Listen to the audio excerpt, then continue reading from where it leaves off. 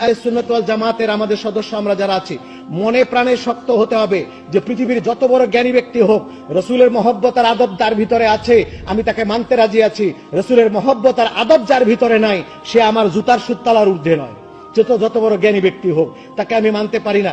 ওইখানে আগে যেতে হবে, তারপরে নিজেদেরকে ইউনাইটেড হতে হবে, নিজেদেরকে দূর থেকে কাছাকাছি আসতে হবে। সামান্যতম কথাবার্তা নিয়ে নিজেদের ভিতরে লাগালাগি করে পার্টি সৃষ্টি করে দেওয়া যাবে না।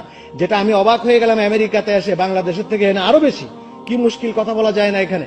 আমাদের ঐক্য থাকতে হবে, ঐক্য আজকে সবচেয়ে বড় জিনিস আমাদের ভিতরে, ঐক্য থাকতে হবে। আর আমাদের আঞ্চলিকতা ঝেড়ে ফেলতে হবে। কে বাংলাদেশি, কে বিদেশি, কে সিলেটি, কে চিটাগাঙ্গি, কে দিনাজপুর, কে ঢাকা, না।